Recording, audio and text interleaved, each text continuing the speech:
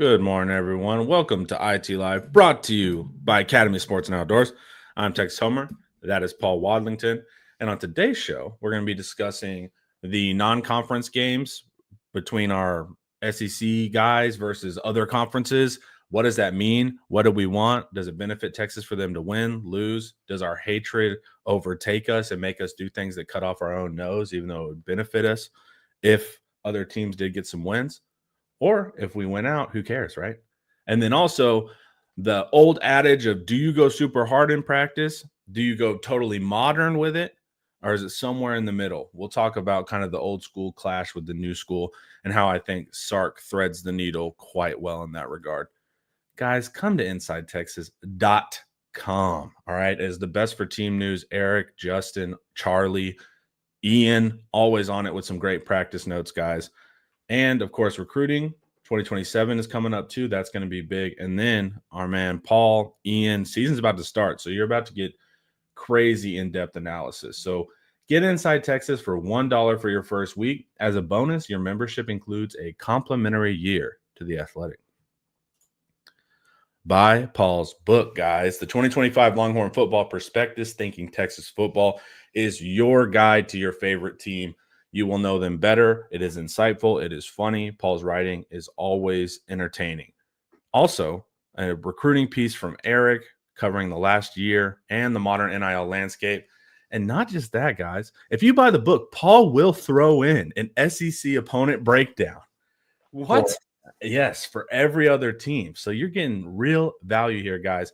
Links are in the description. You can get the physical or the digital. And guess what?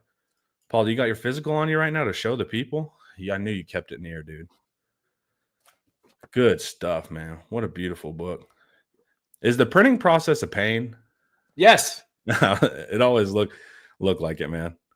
Yeah. Brett, with the normal, this is the normal take, and we'll discuss when that take rides and when sometimes it doesn't actually help. There are times when this take is very beneficial for us, and there's other times where it's not as beneficial. Yeah. Justin Wells, good morning. Jason, good morning to you. You want to start off hot? Let's do the non-conference. I thought we were talking about Michael Jordan. Oh, yeah. With fun group chat yesterday, man. Everyone went full sports guy in the group thread, man. I was like, this is the stereotype of what sports guys do for their afternoon is argue LeBron. I thought Ian wishing for Harambe's death activated everyone, but yeah. This one got him going. Yeah. Chad, if you guys want to have some fun, who's better, LeBron or Kobe? LeBron or Jordan, sorry. Go argue in the chat now. We'll get engagement forever, but apparently it's a big topic in the IT group thread. Or who's better, Tim Tebow or God? Oh, yeah. Tim Tebow is also that was a fun thread yesterday, man. Everybody went full sports guy, including the board yesterday. It was really fun. Still raging on at Inside Texas. Yeah. Make sure to join, guys. So this is Paul's article, SEC non-conference matchups with massive playoff implications. So we're going to talk kind of preseason and then what could be beneficial to Texas, what couldn't be, all that stuff. Paul, you want to kind of set it up here as you do in the intro? Yeah. Before we do that, Daniel West just wrote the best thing we've seen yet in the chat. Where is it?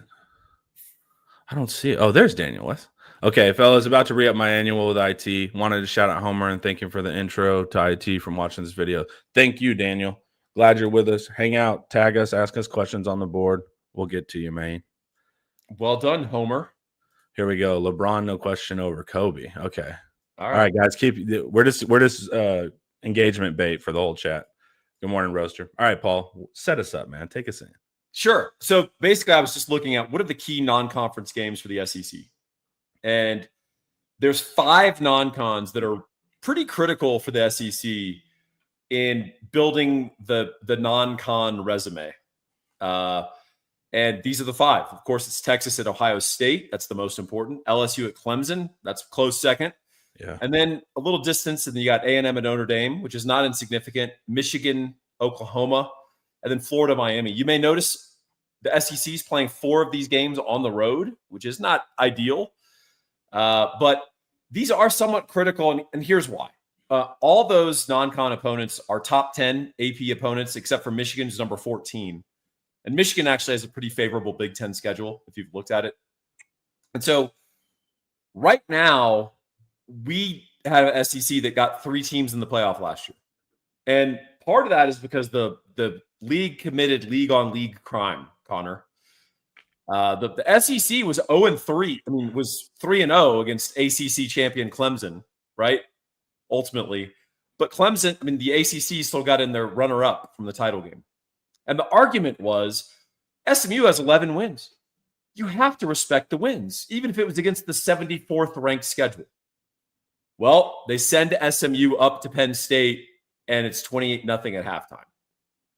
The final score is 38-11, I think, and it wasn't that close.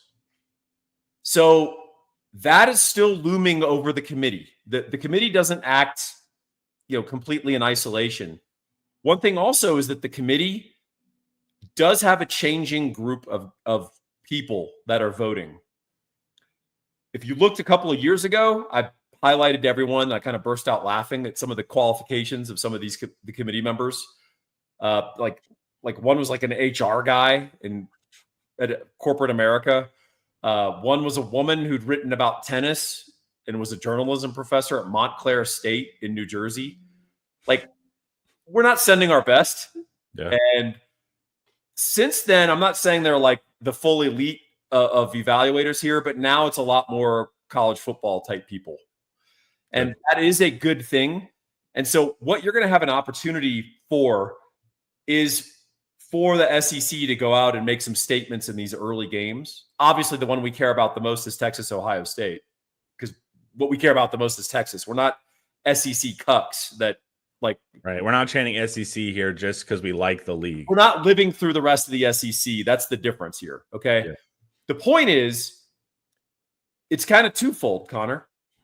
If Texas has a great year and we live up to expectation, we don't care if the SEC gets a bunch of people in. In fact, we kind of want to keep it limited. In fact, I'm going to come in here and argue strenuously that every conference has value, and the ACC should have 3. Big 12 should have 3 teams. Yeah. And G5 should have 2. How can you leave out 11-1 Liberty? They beat Kennesaw State. So, but if we don't live up to expectations and we're 9-3, you damn sure you better hope that our SEC teams did well in non-con, so we can have an argument that the SEC was the toughest, conference, and that we deserve 4 or 5, because that's how we're getting in. Well, Texas has the preseason number 1, and then you see the predictable backlash, right? Of like, well, Texas' schedule was kind of weak last year, and they'll do that this year, right? And that can happen if – so this is the tricky part, because fans immediately are like, A&M lose every game, OU lose every game. There's situations where, yeah, that works. But generally, if we know we can beat these teams, right? Right. Why wouldn't you want them to win? So it's like they do bolster, getting rid of the rivalry stuff. I know that's hard to do. You want to bolster your resume as much as possible. Now, if it's somewhere equal, like a Georgia or something, yeah, sure, let's kind of pile some losses on them. But that's the tricky part is so much of this is narrative-based, especially with the old committee. That was all perception-based with the group you had. With football guys, it's a little different. But it's not because we like the SEC. You ideally would want San Jose State to have 10 wins. And all of that kind of stuff too. So it's that awkward world that, look, if Texas is undefeated, who cares? Everyone can lose. But if Texas is undefeated, they are still going to argue that our schedule is weak. Doesn't matter. We'll get in. But you want the teams you play to be at least, good with a couple losses. And that's kind of hard because fans immediately are repulsed and just want everyone they play to lose. At the very least, Texas over Ohio State. We want Florida to blow out Miami. And let's agree that we want LSU to beat Clemson. How about that? Yeah. I don't want them to win because I hate them. So to me, it's like, and I get it. I get where it's coming from, but it's like, it's so much sweeter. Was it not so much more beautiful to beat A&M and stop them from getting into the playoffs or the SEC championship? That was chef's kiss. Like, I want them to be good and beat them when they're good. That's more fun to me. That's more heartbreaking. If they don't even have any hope and they have 5 wins coming in, the win's not as sweet. So it's also that too. It's much more devastating for them to think that they could have gotten the SEC championship. And I guess there was a path if they beat us last year. And to take that is way more cool to me than them just getting beat and it's whatever. I think it's more evil to have them have 10 wins and beat them than have 5 wins. So I think that's kind of what I like the most. Yeah. Texas go ahead. All right. Texas gets to 10-2. They get in. If they're 9-3, they don't. Well, that depends, right? That's what we're saying. Like, if that's a 9-3 with wins against good teams and it's really obvious, you might have an argument. But if you're 9-3 and you beat OU, who had 1 win, A&M, who had 1 win, now it doesn't matter. So that's where it depends on how good Texas is, how well you actually want the SEC to perform. So, Ryan, I'd say there's a better than 50% chance Texas is in at 9-3 if the SEC can win some of these marquees and win some of these other taking care of business games. Also, the SEC has the potential to pull some upsets. Yeah. Connor? Yeah. How do you feel about this lineup though? What are your kind of, you're a gambling man. You're a man that studies the whole sport. Do you feel good about taking at least 3 of these? With the points, maybe. Yeah, so 4 or 5 are underdogs, right? And 4 or 5 are on the road. I like Texas as it sits right now. God knows what's happening with our offensive line at any given moment. I probably prefer Clemson against LSU, but I think that'll be a competitive game. Yeah. A&M is going to have a tough road to hoe at Notre Dame. Some of that's going to depend on Notre Dame's new quarterback. I kind of favor Oklahoma right now against Michigan, but I think that game's going to be very low scoring. So whatever quarterback makes more mistakes probably will blow the game in that game. And then I like Florida this year. I just have no idea on the health of DJ Lagway and what's going on. But For sure. Going to Miami is not easy, but I will say that Florida has the opportunity to have a quarter to half of the fans in that stadium. Yeah. 49-0 was scrumptious. So that's the last Red River I went to, and I don't know if I ever need to go again. Yeah, don't go back. I was going to say, I felt like I got to the top. I was also there when we were ahead with Sark, and they came back and beat us. So to come back and have 49-0, that was a beautiful sight to see. So you're right. And that was the best game ever, man. You just got to sit back, chat with your friends. It was like you were watching it on TV. Well, hey, by all means, if Texas is 11-2 or 12-1 and we play for, we win the SEC title, by all means, all of these guys blow all these games, and I don't care.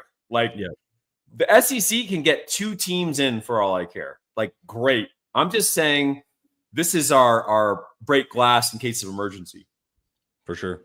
I don't think Texas fans have transitioned to the SEC mindset of rooting for the conference.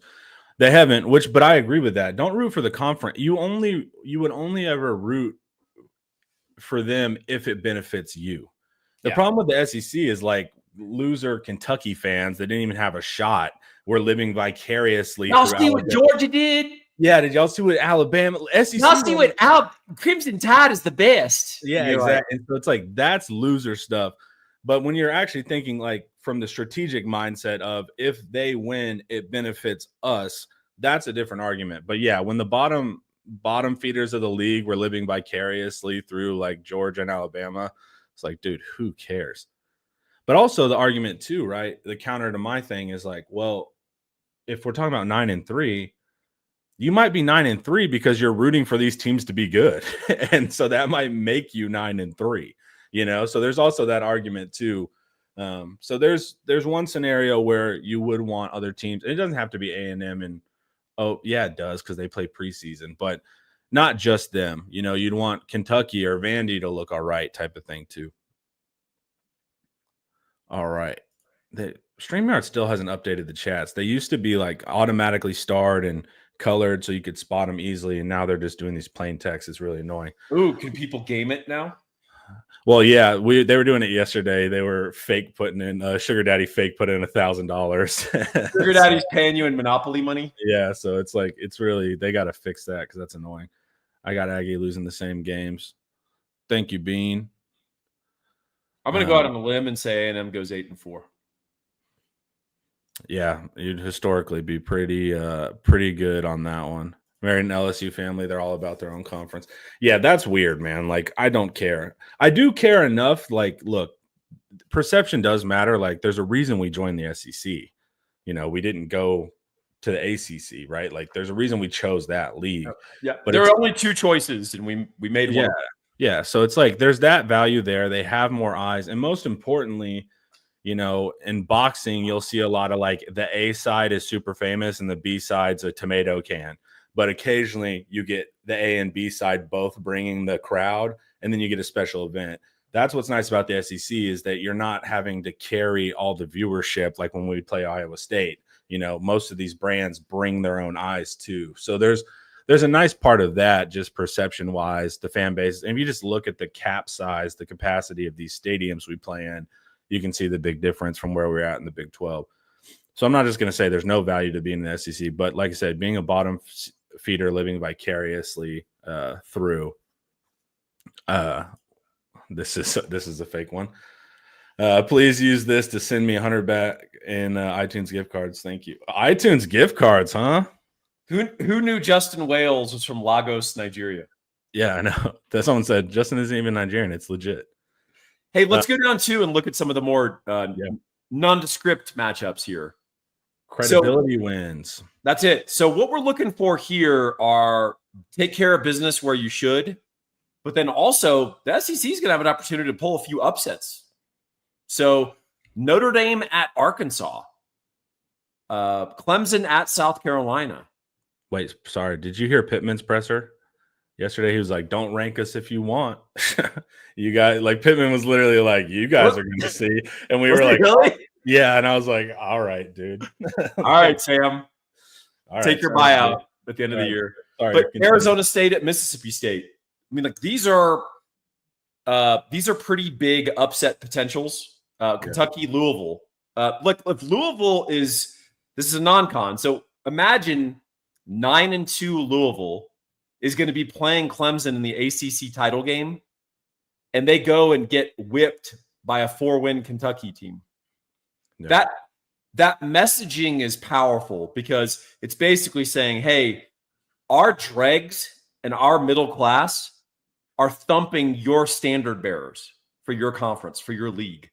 So imagine Clemson goes, 11-0 in the regular season. They play at South Carolina for their finale and they lose 11-1. The Clemson, the 2-time ACC champion, we're assuming they win this year, will now be 1-4 against the SEC over the last 2 years. That sticks with the committee. As dumb as you think the committee is, and believe me, I may think they're dumber, that means something. It still does. So these are things where, there's some potential here. And then there's also some take care of business games. Alabama at Florida State, Florida State at Florida, Georgia Tech. We can't turn that into a 5 overtime game. That was a fun game though. Yeah. So these are just the more run of the mill games that the SEC needs to take care of business or foist an upset. Well, see, this is the weakness of college football, right? Or in football in general, because there's such few games. Like you get really good strength of schedule in baseball and basketball because they play so much out of conference and all of that stuff. The weakness with football is there's very few out of conference, very few data points. And so these are the opportunities where you can really try to get your strength of schedule down. And like Paul said, people remember this at the end of the season. As many SEC fans as there are in the media that like the SEC, everyone else doesn't. And so that's when the narratives will start that remember 17 weeks ago when this team lost to this team, it will be a thing. So that's also the value here is we don't get a lot of these cross-conference matchups, and these are really our only opportunities to build a case for a league strength. Otherwise, it's self-contained and hard to argue. If you scroll down, or I think there are a few more. So like Tennessee, Syracuse is devastated. For those of you who don't know, they just lost everyone. And they're going to be starting a new quarterback. It's going to be Steve Angeli of Notre Dame fame. They are opening with Tennessee in Atlanta. Tennessee is going to take a step back this year, especially if you read this here. I explain it all. But Tennessee needs to take care of this game. They need to freaking win this game and not create this sense of the middle tier of the SEC is not that good. That's all they talk about. Kentucky needs to not get upset at home by Toledo, which is a real possibility. Yeah. South Carolina, Virginia Tech, those kind of games. So those are more just don't stub your toe, take care of business. Tennessee, go out there and win by 17, right? Here's how to actually solve this. It'll never happen. We should implement Yes. an 80-game schedule in college football to get a better sample size. What you actually can do is standardize all leagues at 9 games, and then your 3 non-cons you would play one. If you're the SEC, you would play a Big 12 team, an ACC team, and a Big 10 team, and everyone would do that. The problem is you get rid of all the tomato cans and win pumping you can have in the season, and therefore, like Paul always says, like the Arkansas that needs to get to their 6 wins to say that they have a bowl game, they'll never accept it. But that is a way to get consistent cross play between everyone and build a stronger strength of schedule. If you're aiming for strength of schedule, it'll never happen in a million years, though. So minor league baseball exists because about 15 or 20% of that is actual prospects. The other 80% are so you can play games. Right. So the fact is, you got to peddle hope in college football. And that's what keeps this whole apparatus going. Because I'm telling you that there's 6 teams that could probably realistically win the national title this year. Probably, you could expand that to 12 if you want to feel crazy. There's 137 teams in FBS. So, you've got to peddle the illusion of everyone's got a shot. I mean, that's what kind of keeps this apparatus moving. And if you had that schedule, Homer, of 9 conference, games and 3 non-cons against the other 3 major conferences, you're literally going to have 30 coaches fired at the end of that season. Yep. And then another 34, fired at the next season and so on. NADs. So for simple job preservation, let's get Tennessee Martin in here. Let's get for Temple sure. in, Exactly. right? Yeah, in a perfect world to me, that would be the structure, and the G5 would be their own thing with their own champion, all of that. It would hurt them, but it'd be more realistic to be the champion, just like the D2s and stuff do. And then you would have to adjust that perception. You'd have to go from the boxing mindset of you need to be undefeated to the UFC mindset of really judging who you fought. Who did you fight? Yeah. Yeah, exactly. And that's too tall of an order to change the whole mental landscape of the sport. But it is an answer in a perfect world. So before Vegas got sophisticated, and now they're really good at the UFC and mixed martial arts, there was a time period in the early 2000s, late 1990s, where they did not understand mixed martial arts. But they're like, hey, there's this new sport and everyone's excited about it. We're going to have betting. Because they couldn't figure out who's going to win versus a striker and a grappler. Well, they didn't understand it fundamentally. And they're having boxing guys create their lines and pick winners and stuff. And so they didn't have FanDuel and DraftKings back then or whatever. I don't want to have a bookie or something illegal. So whenever I'd go to Vegas, I would bet UFC fights. And I'm not exaggerating, Connor. I would have Vegas weekends where I'd go 11-1. Yeah, that would have been and cool. I wasn't betting real money, but I paid for my whole trip and go home with $500 or $1,000 in my pocket.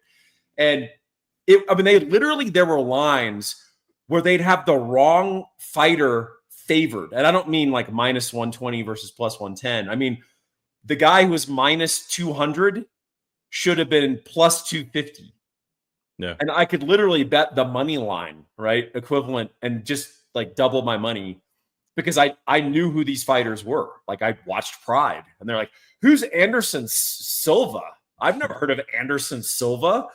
This he only fought in overseas. He's not a UFC fighter. And you're like, oh, God, please. We also didn't even realize the value of grapplers and wrestlers then. As they didn't know the matchups. They didn't understand. Base. So it's strikers were cool and exciting. So everyone would pick the cool and exciting guy when really those guys that just hold on to you would win, And so it's yeah, that would have been a cool period. I didn't even realize that, but it makes. But now they're really good. There's no edge. They're phenomenal at handicapping these fights. But yeah, I mean, you'll have these little moments in time when Vegas doesn't know what they're doing. There was that for a while with Group of 5 and FCS. Yeah, they literally didn't understand that Tarleton State was better than Portland State just because of their recruiting geographic base, right? Yeah. And you could bet, and their lines would be off by a touchdown, but that doesn't happen anymore, really. That's a shame. All right, guys, before we keep going, let's hear a word from Academy. All right, who's ready? I'm open.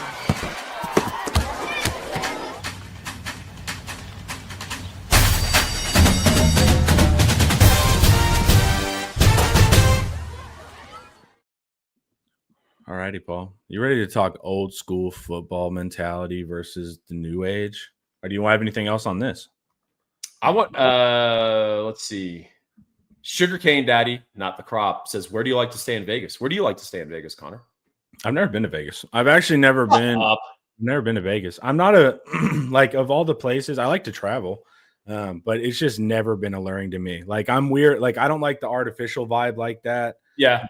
I'm not a big gambling guy. Like, I don't enjoy it. I don't enjoy losing, and I especially don't enjoy losing money. And I'm not skilled enough to not on some of those things. So the most I've ever even gone into that world a little bit is poker, and that's a different thing because skill can win in poker.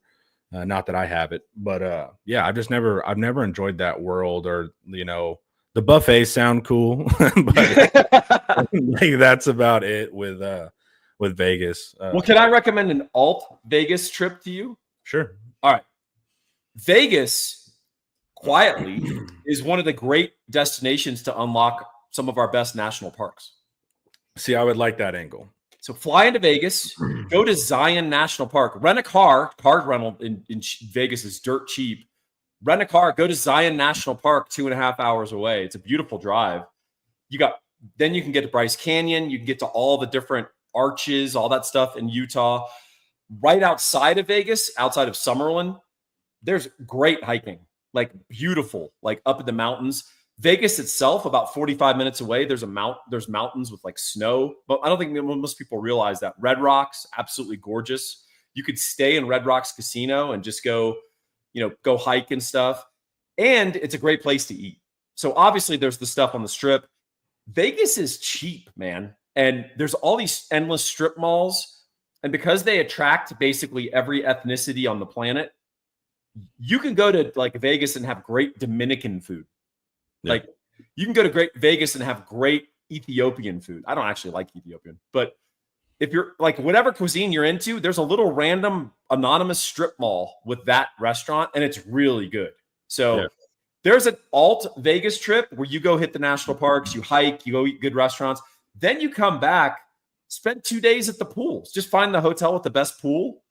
Just go there. You don't have to go to the casino. You don't have to like make that part of your life. You don't have to, go hit on chicks at the club or go to Spearmint Rhino. You don't have to do any of that stuff. So yeah, I would like that. Alt Vegas that's very wholesome and very fun.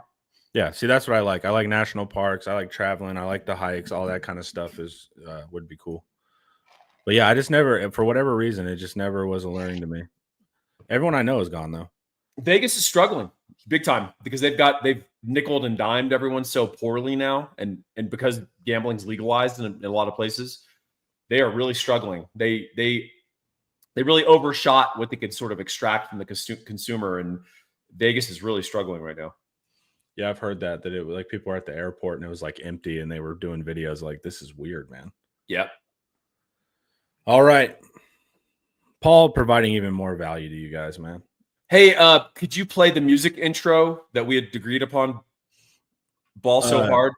Yeah, of course. I always have it pulled up, so let me just get it right here. Did you select more YouTube auto generated? Yeah, I select YouTube pre-approved music so it does not copyright strike us. Because the worst thing you can do on these intros, it's every intro for every video, right? Well, if YouTube strikes it, now every IT Live is demonetized. So it's like a risk. And they'll do shady stuff like someone on YouTube I've seen this before. It didn't happen to us, luckily, but they'll put a license on the free YouTube music, but the license lasts a year. So everyone uses it. They pull their license in a year, and then they strike everyone and take all their video money. Wow. It's a dirty game, man. You got to be. Speaking of dirty games, for the pamphlet here, now I work with Will Gallagher, who's phenomenal, and that's why I've got all these awesome pictures in here. But like this is awesome. Will's awesome. But I used to have to rely on the AP, and there was a brief time period where I would purchase rights to photos from the AP, and then these lawyers, these scumbag ambulance chasers, would go and purchase individual rights of photos after the expiry of the copyright. And then if you still had it in your book, they would go through and be like, "You're illegally using my client's photo," blah blah blah. And these AP photographers, after the expiration of rights on their AP photograph, would sell it for like $1.50, right? Yeah. Lawyer, because it's like, no one else is going to buy this. It's from 2017, and the lawyers would all go hoover them up and then just do searches and basically fire off pre-made letters saying, "You got to pay us this or pull it. We're going to sue you." And so I've got old books, ebooks, where I had to pull photos or I had to just pull the ebook for sale. So I know you guys wanted that 2013 preview ebook, but I'm gonna have to pull it for copyright. Dude, the copyright game is so easily exploited, and there's a lot of those like predatory practices that are super gross, man. It's not fun to deal with on the content creation side, and especially because what they'll do is like, they'll take advantage of smaller YouTubers and they'll be legally wrong. People think fair use is like a magic spell. Have you watched a YouTube video that'll like lead with an intro of like, "This is fair use under blah, blah, blah." Yeah, that makes them invulnerable. They think it's a magic spell. Like every single case, every single one has to be litigated. So if they have lawyers and money and you don't, they can be wrong. They'll still bully you out of your own right. It's a really gross kind of industry and how people abuse it. So this is actually an article all about Paul's weight loss journey.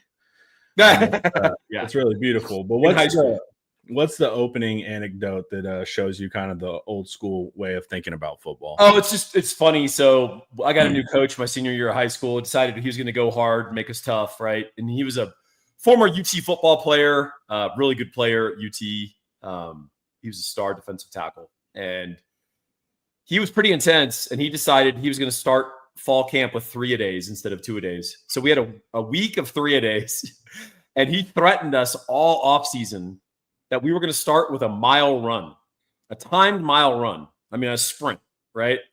It wasn't a general conditioning like, "Hey, make it in 9 minutes. We just want to make sure that you're not an idiot over the summer." Yeah. It was, I think, 6:30 for linemen and 6 minutes for skill guys, which 6:30 for linemen is for real, man. that's fast. Yeah.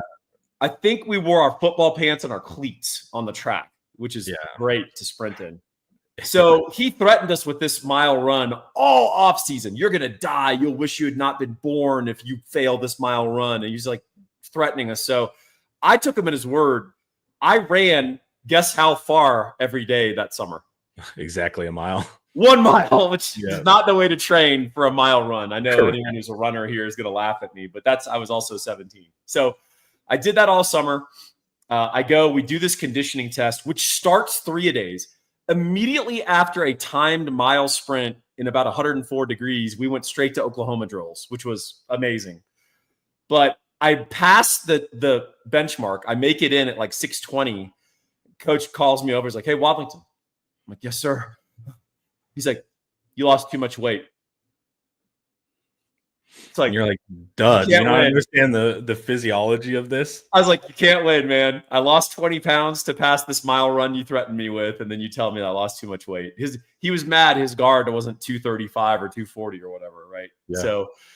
So anyway, then we went to Oklahoma drills and we had 3-a-days. After that, then we had a full practice. We had a full weightlifting session, and then we came out again for a third workout in the late afternoon.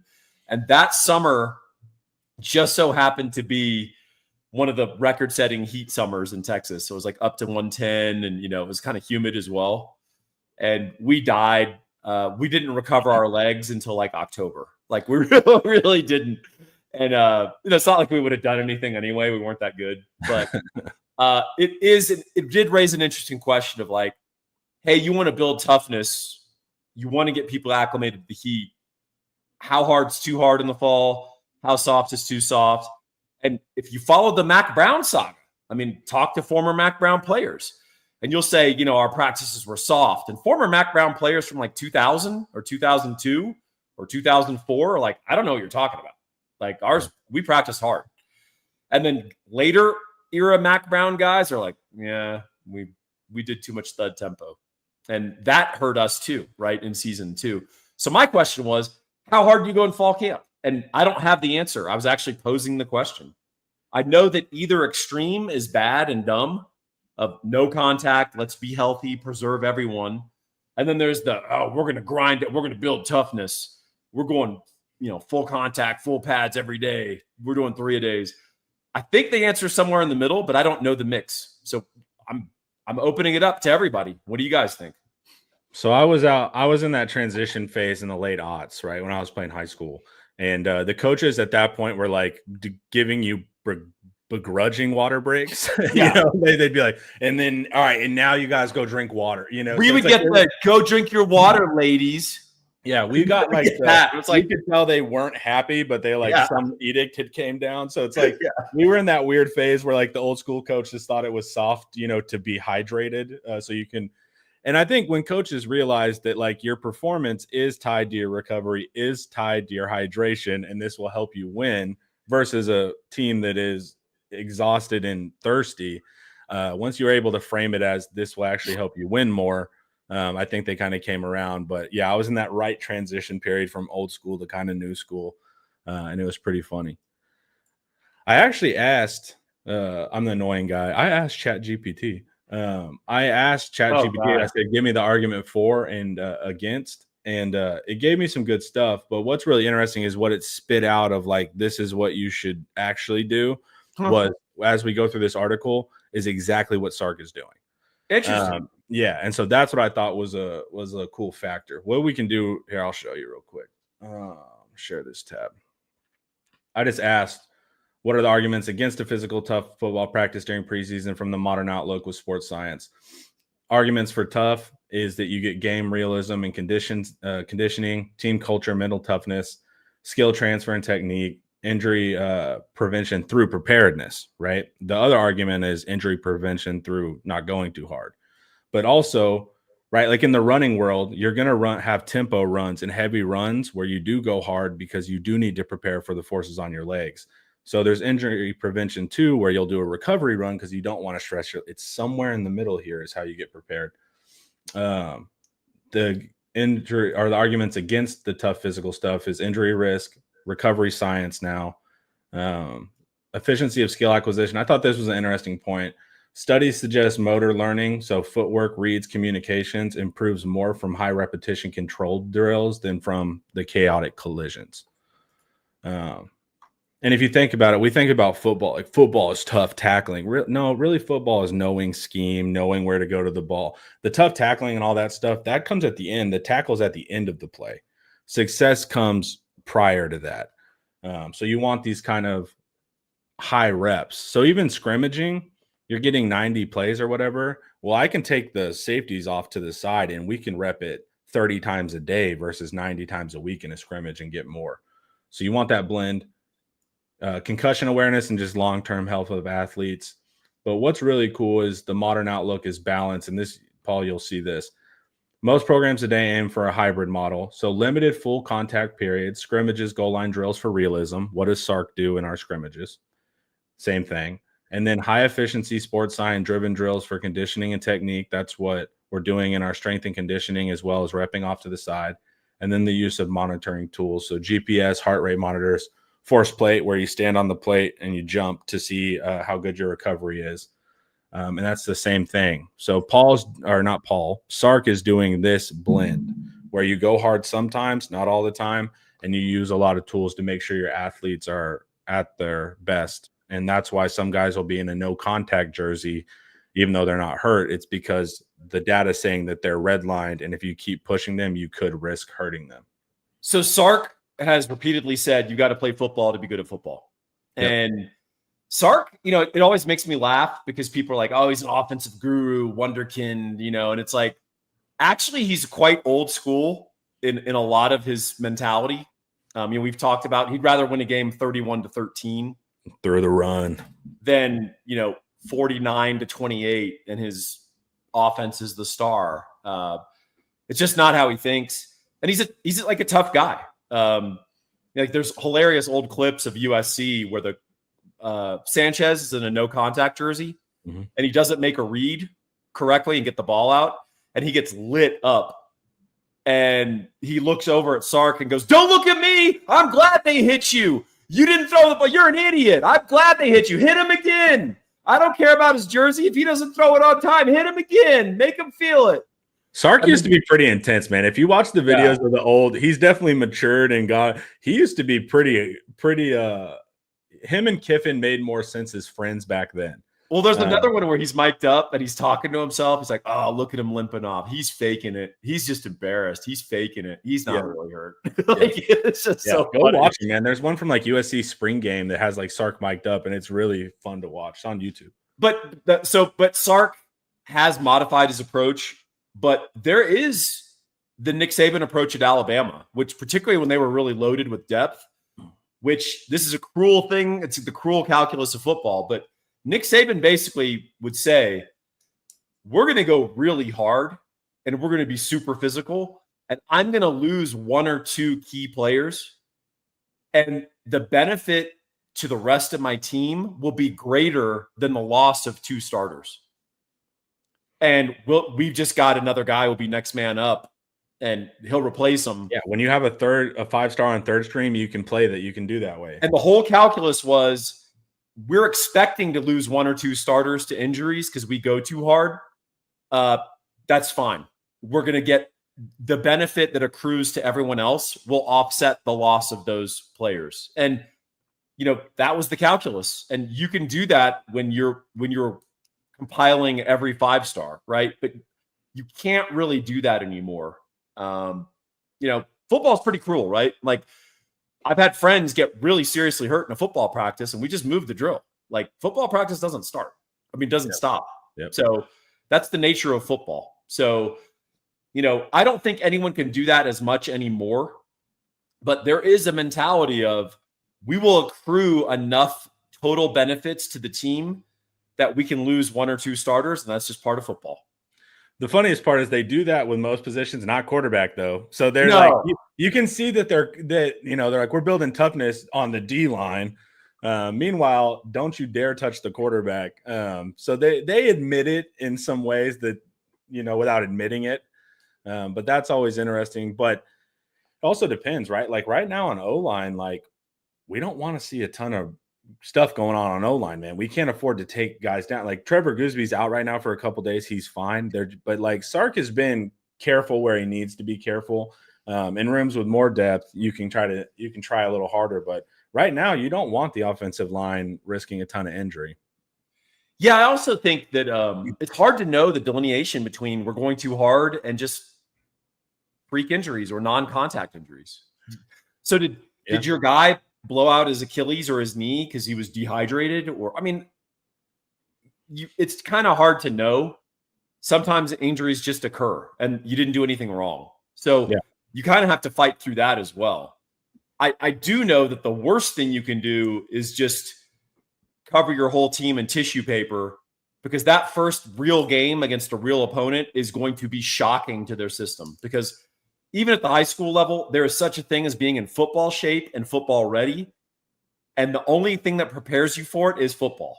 It's a really weird thing. Do you remember, like, we've probably all forgotten because we're old now, but when you would first start hitting after you've been gone for the summer, and of course the coaches open up that first practice with Oklahoma drills or whatever, right, to get that shock, it like hurt.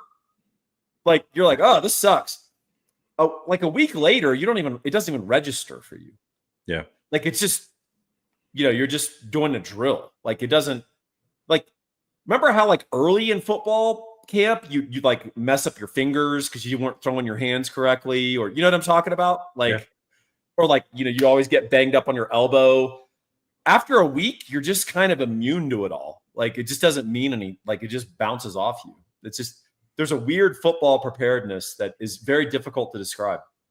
Well, and it's also like, we're bringing it back to fighting again, but like modern fighting, right? Like there's no more gym wars. Like, you're not sparring heavy every single camp now. Like, you're going to have a couple sessions where you're sparring pretty heavy, but it's nowhere near it used to be. It used to be you learn how to fight through fighting.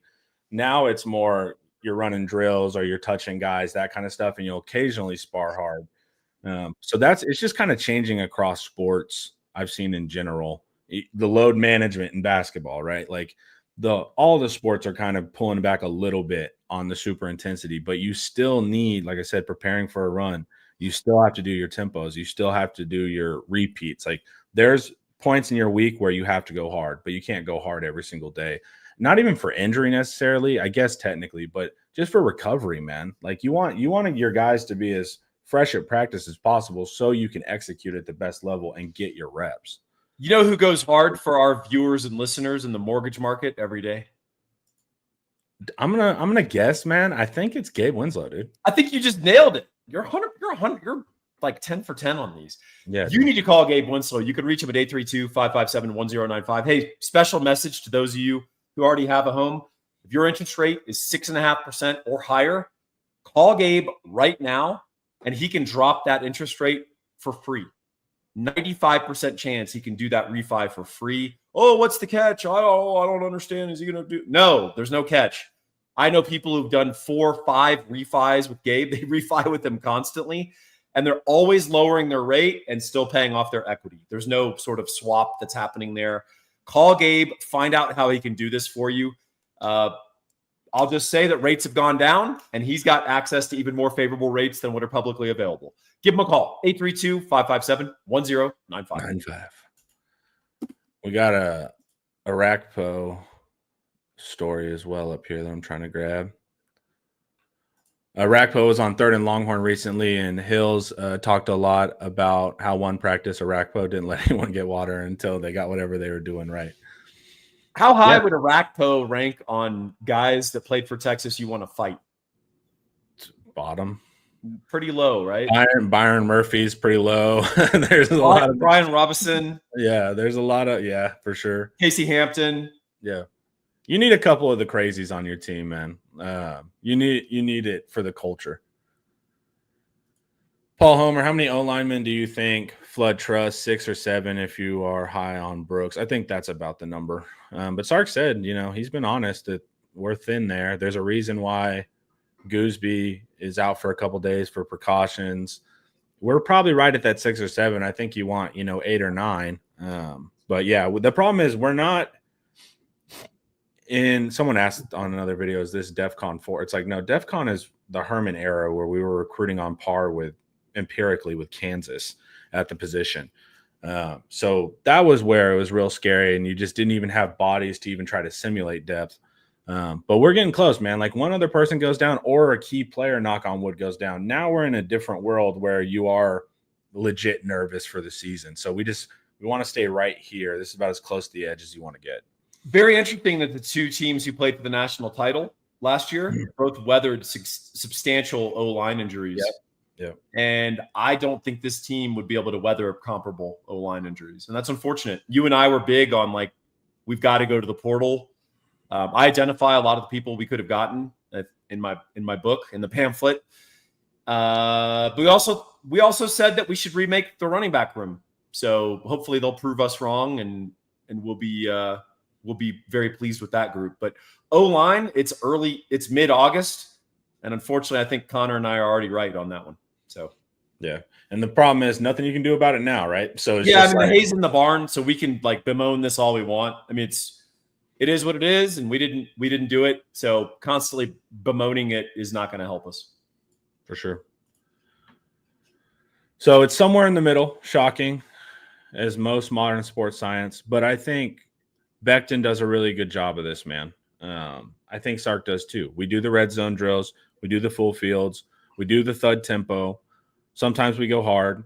But also, Sark will put guys in no contact. Sark's not letting the quarterback get hit. Sark will sit players, and he said last scrimmage, remember he took 3 players out. He said, look, if it was a game, I would put them back in.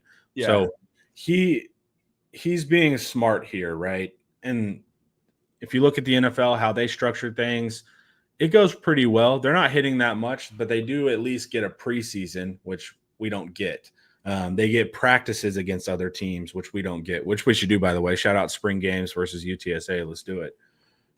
But that's where the NFL makes it up because their practices are pretty light, right? The union, you get hurt, you get benched, then your contract's up and you get kicked. So there's some preservation from the players too, right? They don't want to get hurt, so their money doesn't get played with. But on the flip side, the NFL does get preseason. They do get these practices where they do get to simulate.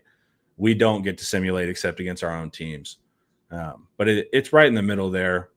with all the sports science and the trackers they have on the guys.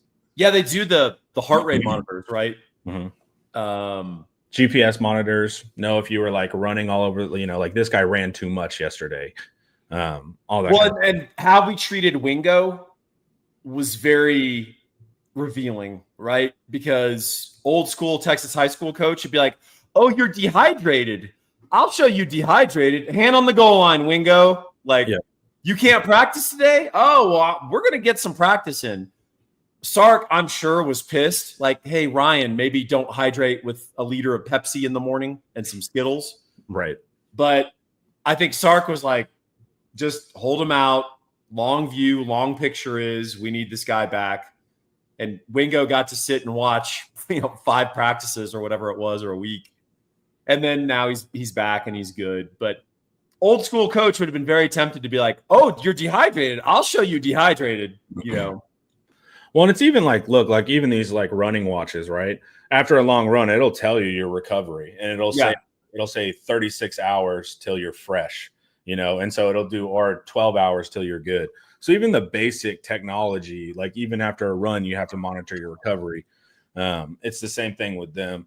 Also, wide receivers, it's funny. Most players, but wide receivers normally have horrible diets. They like love candy because they're burning so much, right? That type of athlete, they want like super available carbs to come in quickly, and Skittles works. Like marathon runners will eat candy, and it's the same way as like those athletes. But you'll see always in like contract too, like you saw it on the receiver show on NFL, they're like, "All right, I actually need to eat correctly." But when they're young, they eat pretty wild. Well, these are genetic freaks.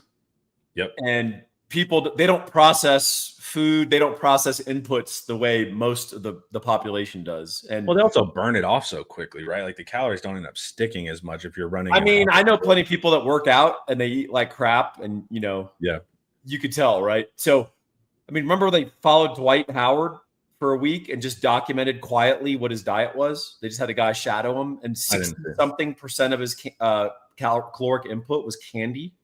Yeah, it's a huge thing. Like Starbursts and Skittles. There's an Eagles DB. Rod Babers actually talks about this. Cracks me up.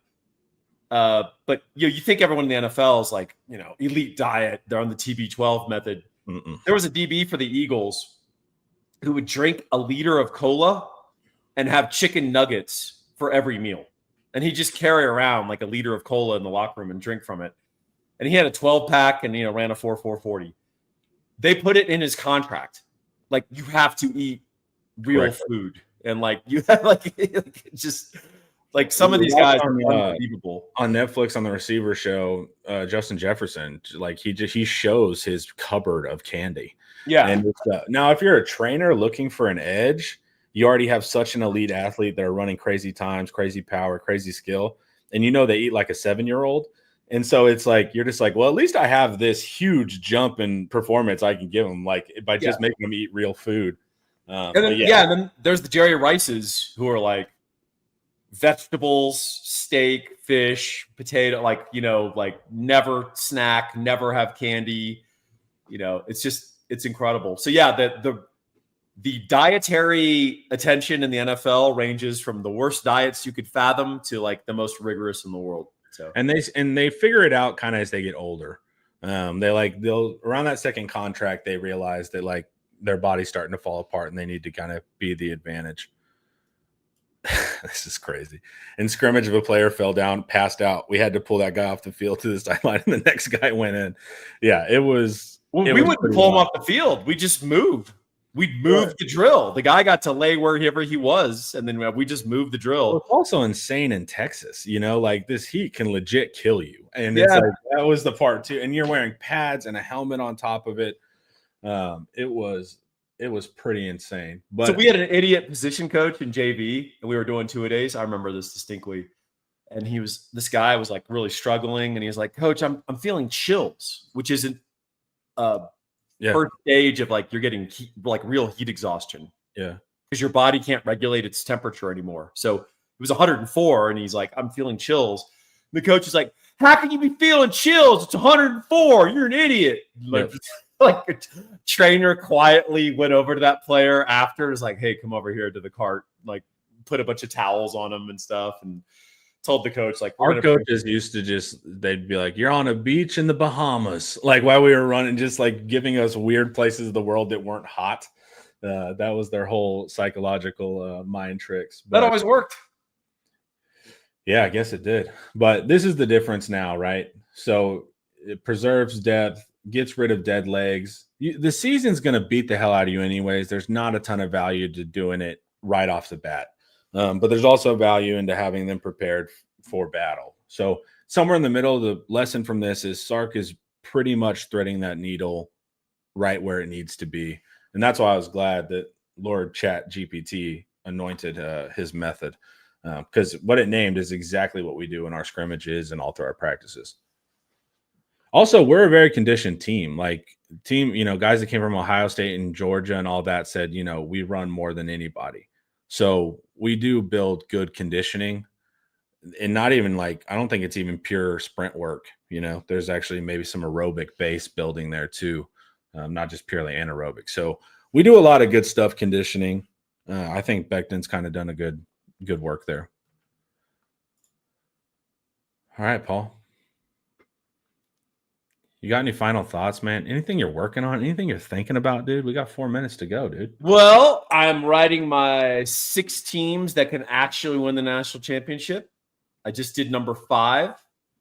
I've already done Penn State, Clemson, Texas, Ohio State, Alabama, maybe not the SEC team people were expecting. And I'm going to be releasing my 6th either today or tomorrow. Nice. And so these are the teams that I think are most likely. I already knew what teams I was going to do, all 6. Now I'm having some second thoughts on number 6. So I'm good with the first 5 that I did. I'm thinking about number 6. So there's really 3 teams it's between. And, we'll see. Chat, who do you think it should be? Paul will have to meditate on it. He's a big meditation guy. It'll come to him from the ethos. Yeah, these will be roughly released in order of confidence. Roughly. What do you think of Sayan winning the QB battle? Didn't see that coming, dude. Really good Ryan Day pump fake again on quarterback. I love when I write the article saying Sayan will win the quarterback battle. This is, nonsense. And then the next day he announces Sayan. That was on cue. It was perfect. Yeah. If you go to IT, guys, there's a thread where I posted all of Sayan's throws from the spring game. You can get a really good feel of how they're going to play us. And basically it's get the ball out very quick. Yes. A lot of end breakers. And then if you notice, they open the spring game with a screen. So what that tells you, why would you even do that on 1st and 10? The whole reason you do that is to communicate to the defensive coordinator that if you bring too many guys, we're going to screen you. It's a psychological tool. So the first thing they do is try to make the pass rush hesitant to open the entire spring game. So that matters. And also, if you guys remember, they hit a screen on us that was devastating. So I remember. So, and also with this pass rush, they're not dumb. They're not going to say, all right, we'll see if we can hold up versus this pass rush. That's a losing proposition. So they're going to screen us. They're going to throw a ton of, like Julian Sayin is doing this, turning, and he's throwing. And then when they get in the red zone, they're throwing these fades. And I hate goal line fades because they're such low completion, except when you have Ohio State's receiving core. So you're going to, and they're in the red zone, it's still going to be quick, but it's going to be a fade. So just expect Sayin run reading. The big key of this defense is you got to figure out where that one read's going to be, and you got to shut it down. Well, I'll tell you what, there's going to be a real X's and O's battle in this game and a real style battle because what you're saying is exactly right. And Sayin has a super fast release. Yep. And he's not physically imposing. He's not very strong, right? He's pretty accurate too. That's what's also scary about that style. Yeah, he's not releasing it into the ground. He's throwing it pretty well. But I think what's going to be interesting is PK has an inclination of let the other team catch it in front of you if it doesn't hurt you. Right. And sometimes our pass rush doesn't get home because we don't tighten up enough to allow it to get home. So you're going to have this tension between, hey, let's get up on these guys. Let's not allow that easy early completion, and let's let our pass rush get home. Well, the tension is, what if your pass rush doesn't get home? And you've got freaking Jeremiah Smith out there. Yeah, just punt it. And Carnell Tate. So there's going to be some tension there it's going to be real frustrating to watch our pass rush not get home and Julian saying drop back, release it quick, 11-yard gain, 7-yard gain. Like that's going to drive us crazy and it's going to potentially lose us the game, right? By the same token, you want to bring it, but sometimes your pass rush doesn't get there. And allowing them protection and we bring it and we're playing on coverage, not off coverage, you have the potential that could be a touchdown. Like that's how dangerous Ohio State is. So it's going to be fascinating. And on the other side of the ball, Sark against Patricia, I'm going to write about this. I have an article coming this week about what Matt Patricia is going to do philosophically. The answer is we broadly know, but we don't actually know. This isn't Wink Martindale. This isn't Nick Saban in Tuscaloosa. Sark went into both of those matchups knowing the answers to the test. He is not going to know the answers to the test going against Matt Patricia. Especially a Saban system. It's one of the most famous. Coaches teach it at the high school level that never even talk to Saban. So it's like it's one of the most prominent. I can learn Saban's system. And Sark coached against it. Correct. And so it's like, and a good offensive coordinator is an evil defensive coordinator. They know all their rules and they break them. But that ambiguity is tough. Here's what I worry about, right? Like Paul says, a lot of modern defenses have basically this no cover zone, meaning that they don't cover in the first 5 yards. They're going to rally down after they catch it. They don't want them to get the deeper stuff. Well, if we know that that's our style, Ohio State knows that's our style. Ohio State also knows we have a scary pass rush. They know that Julian's saying it can one read because he's young, and they know he's pretty accurate when he does it. So my problem is what we're giving them might be exactly what they'd like to take. Right. And so that's the scary proposition. And the argument for PK would be, well, let's see if Julian saying can be right 10 times in a row and he can do it every single drive. He won't be right 10 times in a row every single drive, but 3 of those drives he might get it right enough. And then, or Jeremiah Smith just takes a screen to the house. So it's a tougher game schematically than I think we're going to realize with a young quarterback and saying, and he didn't get a ton of pressure in the spring game, right? So we don't know what that looks like, but he didn't get a ton of pressure because there wasn't time to give a ton of pressure either. It was he would turn and he would throw it. So that's what I expect out of that game. And it could be very nickel and dimey, but when they do break loose, it can be a problem. Speaking of nickel and dimey, Sugarcane Daddy, not the crop, has a super chat, maybe. How much drop off do you expect going from a very experienced quarterback, of course, in Will Howard, to fresh meat? Are we not talking about that enough? We're going to talk about that a ton, and just wait for game week. But yeah, I mean, I think that's a huge factor. Will Howard was a very seasoned, very experienced quarterback. Sayan doesn't have those game reps, and that's valuable. I got to think that we're thinking about a lot of disguise. I got to think we're thinking about a lot of robber routes, drop defenders, people showing up where Sayan isn't expecting it. And we're going to show up a lot faster than the Ohio State scout team or the second teamers that he's been practicing against. Michael Taff is going to get there and anticipate something much more quickly than the guy they have, wearing the shell, giving Sayan a look. So there's going to be a lot of elements of that. I think the worst thing we could do is just come out and play base, right? I think that we got to show them a lot of looks. We got to do a lot of stuff. And then super basic stuff. We're talking about old school coaches. I'm going to sound like an old school coach here. Like tackling, very important. We arguably lost the playoff game and a chance at a national title because we didn't tackle on the screen. Getting Jeremiah Smith on the ground, that's a huge deal. So, that's the difference between a 14-yard gain and a 44-yard gain. So some really basic stuff will be important as well. And the screen is going to be a huge part of their game plan. And then Ohio State's coach will, of course, minimize the effect by sheltering Sayan. I agree.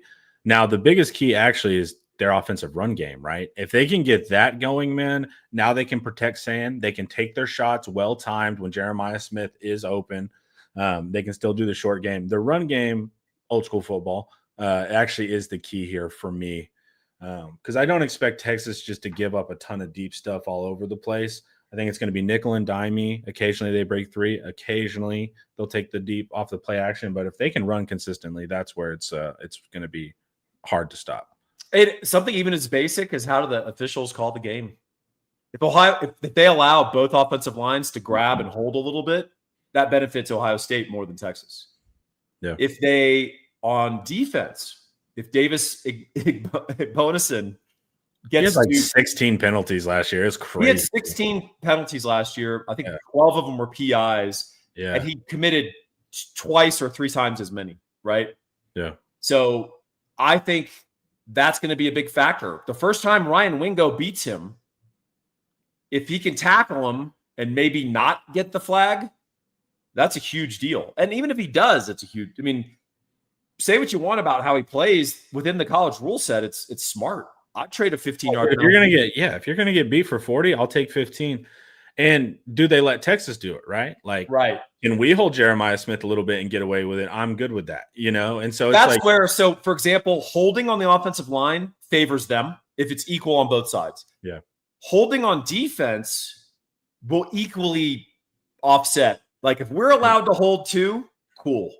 Like it's going to offset. It may even favor us slightly. Yeah. But you don't want home whistles. You don't want officials feeling that crowd. So it's also game 1 and they're kind of rearing to go too. They want they want to use the whistle. They've been waiting all thing. So it's all, that's true. Like they're amped up. So there are some reps who think that we're all paying to see them. So yeah. And so it's going to be an interesting game. I was breaking down the defense all yesterday, like down to their 3 deep, getting really ready for the season. So it's going to be fun, man. Round 2 with the Buckeyes, man. I want this game bad. So do I. And Sark normally, man, really comes out strong in those big early game matchups. So I'm excited for it. You guys should be excited to join Inside Texas, though, guys. I'm telling you, the analysis is going to be top notch. The team news is going to be top notch. We are almost there. And of course, our recruiting staff is incredible on the ground, hanging out at football games, any chance they get, man, working the phones. They do an incredible amount of work, guys. You can get Inside Texas for your first week for $1. As a bonus, your membership includes a complimentary year to The Athletic. Paul's book, 2025 Longhorn Football Prospectus. Y'all know where to get it by now. Click the link in the description. You can get the physical. You can get the digital. You guys will not regret it. And you only have a few more days to really, really internalize it and learn all of Paul's wisdom. Are you suggesting this book doesn't live forever? That's the very fun part of football content is that it has no evergreen ability. Other YouTubers make a video, and they're getting views 3 years down the line. Our stuff has the shelf life of like. I will say the one thing that's nice. It's interesting how people approach this book. First of all, I know it's sitting in a lot of bathrooms, and I take it as a compliment when people are like, "It's toilet reading," and I'm like, "That's cool." Yeah, it works. But some people read the whole first section, which is all just Texas, every player, every unit, every position. And then as we play opponents each week, they'll read that opponent section. So I've had people tell me like, "Oh yeah, I'm still reading it in November. I make notes. I mark it. I see what's changed. I see what hasn't changed. I see what you nailed. I see what's, And so that's always reassuring. But I'm kind of realistic. I'm not going to sell a few thousand of these in November. So strike while the iron's hot. Yeah, it's like Christmas. We're a seasonal business. That's right. All right, chat. Thank you, guys. Paul, thank you as well. And this thank you. IT Live brought to you by Academy Sports and Outdoors. Later, guys.